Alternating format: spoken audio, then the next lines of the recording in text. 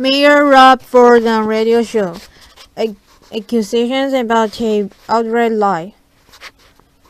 CNN. Tornado Mayor Rob Ford, infamous for his admission to smoking crack and drinking too much, caught allegations that he tried to buy an incriminating video from criminal suspects an outright lie, and the Washington-based sports junkies took a radio show Thursday morning. First saga began in May, when allegations emerged that he appeared to be smoking crack cocaine on a pipe on cell phone photo take months earlier in the winter of 2012. After initially denying that he smoked the drugs, he admitted in November that he did. On the show, when asked about how he handles all the media attention he's received in the past few months, Ford said he is staying focused on serving his constituents. All the other stuff is nonsense, he said. Ford got testy with the host when they asked him about the tape, telling them that they could talk to his lawyers if they wanted to keep asking him questions about controversy. "I'm here to talk about football," he said. Ford described what a huge pigskin fan he is. He said that his home is full of football jerseys and regalia and that he used to play center. He also said he has a football pool in his mayoral office. Document. Criminal suspects claim Ford tried to buy damaging video. The host asked him if he was a fan of online poker, and he enthusiastically said he was, when then told the host that if they came to Tornado, he would treat them like kings, and maybe they'd go out for chicken wings. The host asked him what the future holds for him. "The future is I'm getting re-elected," Ford replied. When asked who is running against him in the October 27, 2014 election, he said, "I don't know. There's a ton of names out there." Then he added, "The more the merrier. Let my record speak for itself." The sports radio interview aired the day after the release of documents that say Ford tried to buy a damaging tape from criminal suspects. Months before, a tape was publicized showing him smoking crack. Last, according to documents CNN obtained from Ontario Crown Counsel Arielle Elbaz that are tied to Canadian investigation into organized crime called Project Traveler. Ford wasn't the focus of his investigation, and he has not been charged with the crime. But after allegedly interacting with several players who were involved in the probe, he ended up getting snared in it. Ford falls outright war after Council strips his powers. The mayor's camp did not return a CNN request for comment. According to the document, police translating the March 27th phone conversation, primarily from the Somali language, believed that the men were talking about receiving an offer from Rob Ford in exchange for a video. The men discussed an apparent offer of $5,000 in a car in exchange for the video, as well as selling a tape to the Tornado Star newspaper and an unnamed website. The court documents state, at the end of the discussion, one of the men said he does not want to go to the media but would just see him, believed to be referring to Ford. He says he'll ask for 100 or 150, possibly referring to 100,000 or 150,000. These conversations don't delve into specifics about what's on the video, but earlier this year, allegations surfaced in two media outlets that Ford had been recorded last winter using crack cocaine. In May, the Star and the website Gawker published stories saying their reporters saw 90 seconds of a cell phone video showing Ford, as the Star described it, inhaling from what appears to be a glass crack pipe. Later in the video, as described by the Star, an incoherent man both the Star and Gawker claimed was Ford ranted about a number of subjects.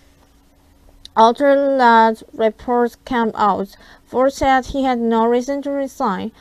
Yet pressures on him increased earlier this fall when Toronto's police chief announced investigators had recovered a video that purportedly showed Ford smoking from a crack pipe.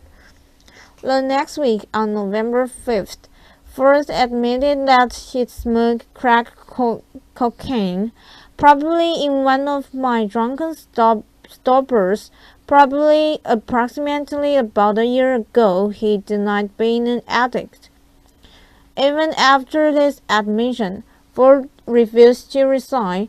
Instead, he vowed outright war on the city council when later in the month it slashed the mayor's budget and transferred most of his duties to the deputy mayor.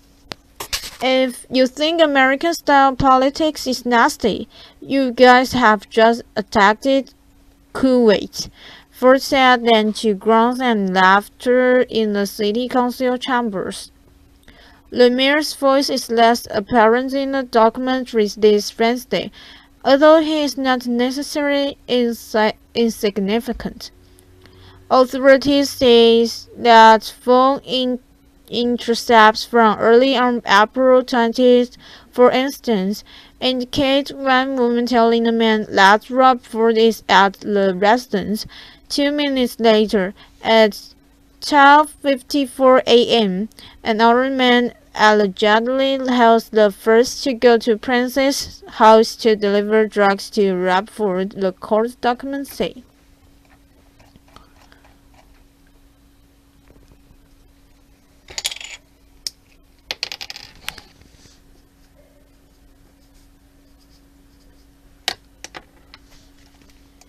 Who will win the 2014 World Cup?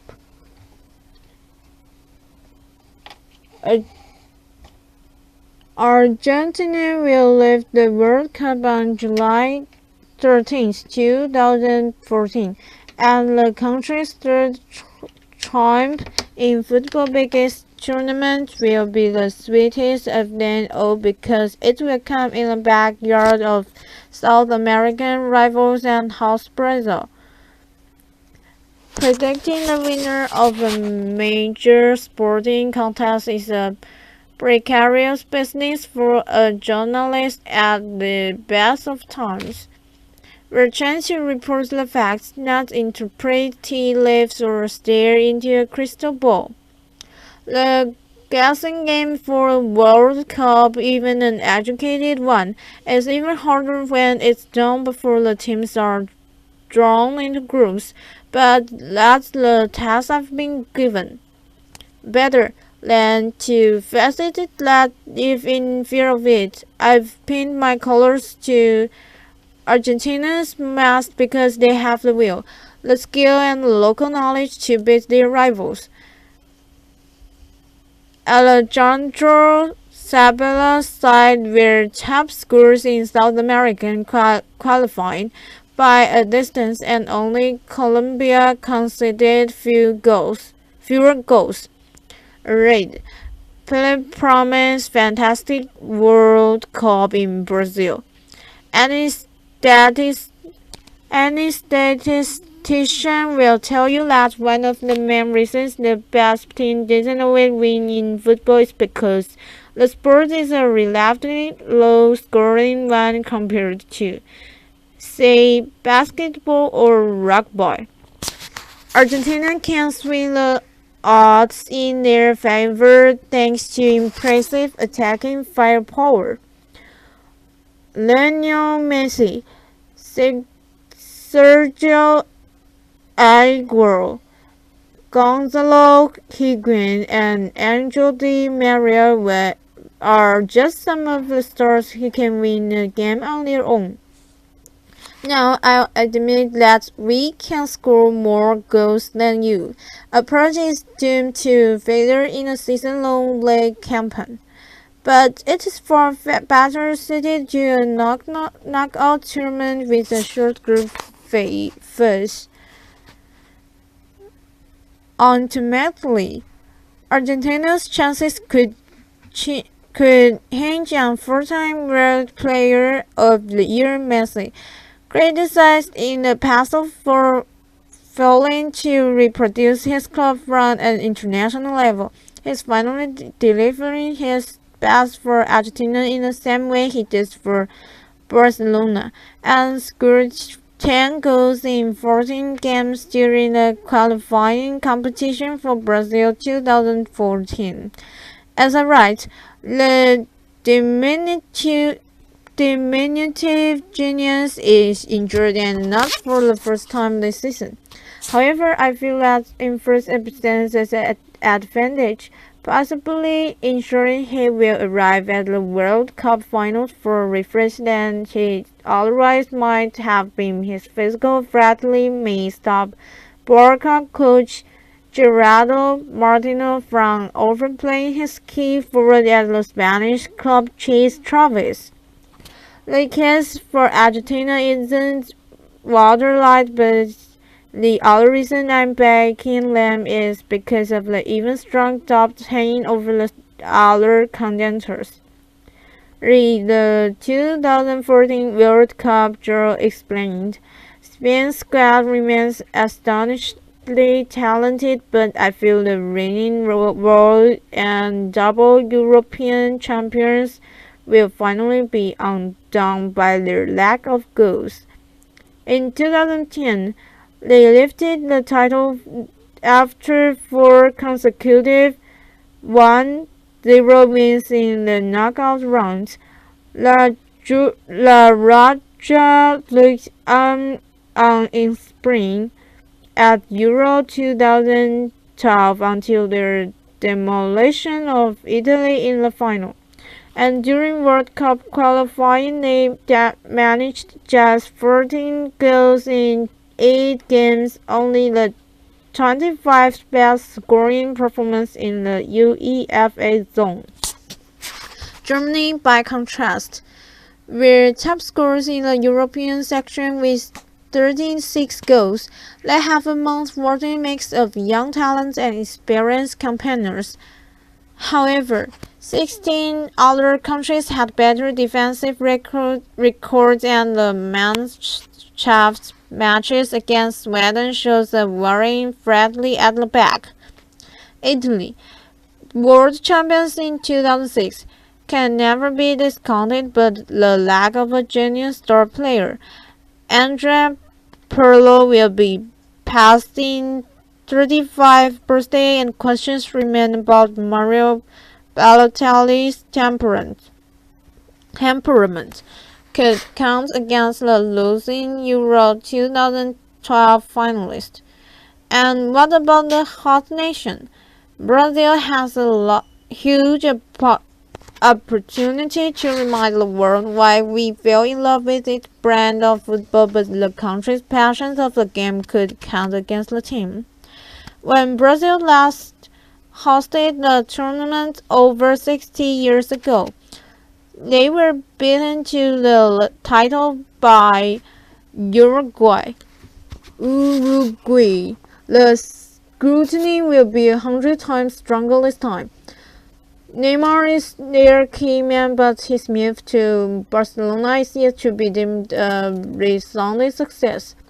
Brazil must also contend with the double-edged sword of not having to qualify for the tournament. The hosts were always guaranteed a spot, but Lysius Confederations Cup, which Louis Phillips' scholarly team won, is the only competitive football they have played in recent years.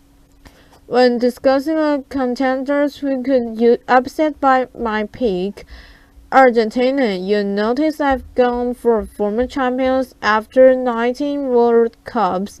We've only ever seen 8 different nations triumph. The case could be made for a first-time winner.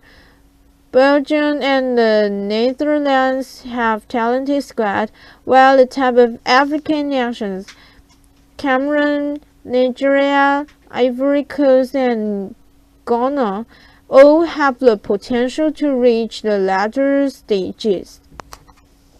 Colombia is arguably the pick of the candidates to win a World Cup for the first time, especially with the main defense and prolific forwards like Radamel Falcao leading their attack.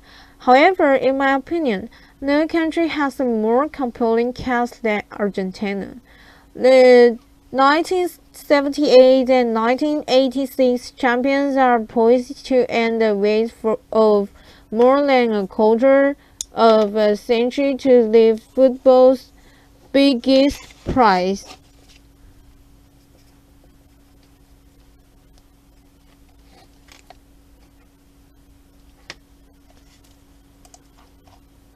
Merida Chan, real-life Robogo inventing machines for the future.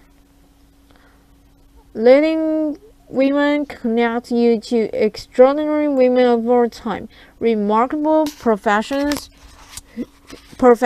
who have made it to the top in all areas of business, the arts, sports, culture, science, and more. CNN. When Merida Chan was taught to clean her rooms as a child, she imagined an army of robots doing the dirty work for her. I looked around and I didn't see any robots helping me with the household chores. The 24-year-old engineers, we said, and I thought, I want to be part of making robots a reality. Speaking to Chan, one of Australia's brightest young scientists, you get the feeling that there's not much she couldn't solve with a bit of brain power. Her latest project, creating a bionic arm that could revolutionize the lives of quadriplegics around the world. Yangon, watching Chan speaking to a Pakistani opera house crowd at one of her tech talks, it's hard not to get swept up in her effervescence and eloquent can-do view of the world. Where we as a country doing such a bad job as inspiring the next generation of engineers? She asks. Microphone headpieces strapped on before clinking to her next slide show on a giant screen behind. Read. Natalie Portman, scientist unlikely heroine. Has she always been less confident? I don't know. I guess I get scared all the time, really, she says, speaking by phone above the din of Melbourne trams trundling past. Rob goes.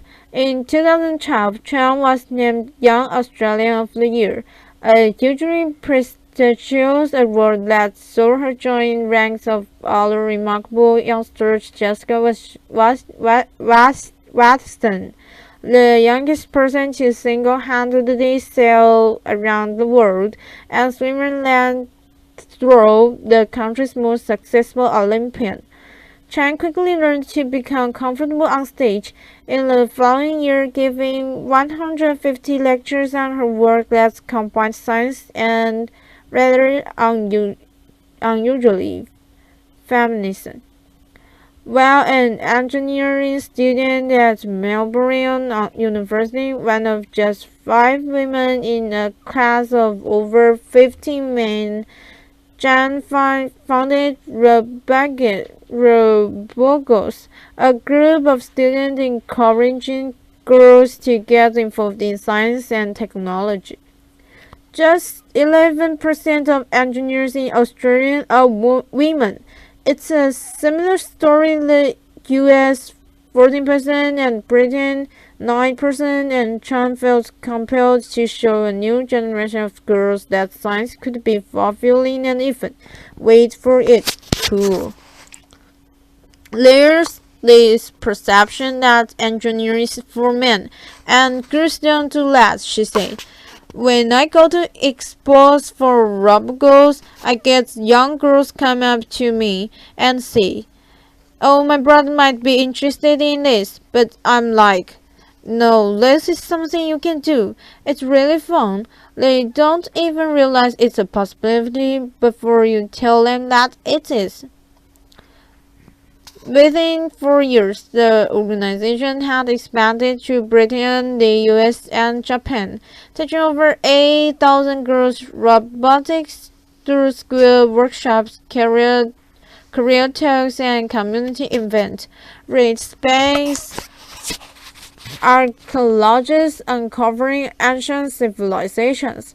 Out on limb, when Chan recently graduated with a degree in mechatronics and computer science, she had the choice of hundreds of job offers. Instead, she decided to strike out on her own, founding Two More Robotics, a company focused on building beautiful robots that help us in our everyday lives. Read Stand-Up Scientists, Revealing Secrets of Laughter.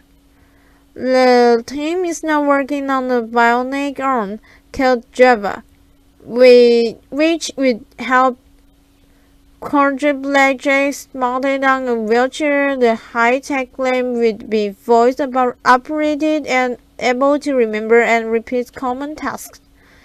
I was still finishing my studies of and I thought, what do I want to do? What a cool, fun thing to do. What will make me feel fulfilled? What will give me purpose in my life? Said Chan. The Lucky Country. Growing up in a social housing estate in tropical North Queensland, the determined young woman said her mom, a single parent and hotel cleaner, was a huge influence in her life. She always just did what she had to do, and that's what I said as a kid. Does she think Australians are too laid back when it comes to technology? I think we could have more of a vision for the future, she says. Otherwise, if you're just focusing on the past, then there'll be other countries that are more hungry, more innovative, and doing their best to work toward a better future. One day we'll make up and say, okay, what happened to all the great stuff that we enjoy?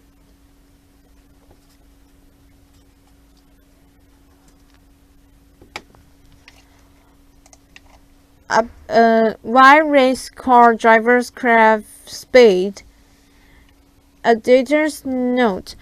Brian Donovan is a Pulitzer Prize-winning journalist and Eastern Motor Racing Association champion and author of Hard Driving, the Wendell Scott Story, the American Odyssey of NASCAR's first black driver.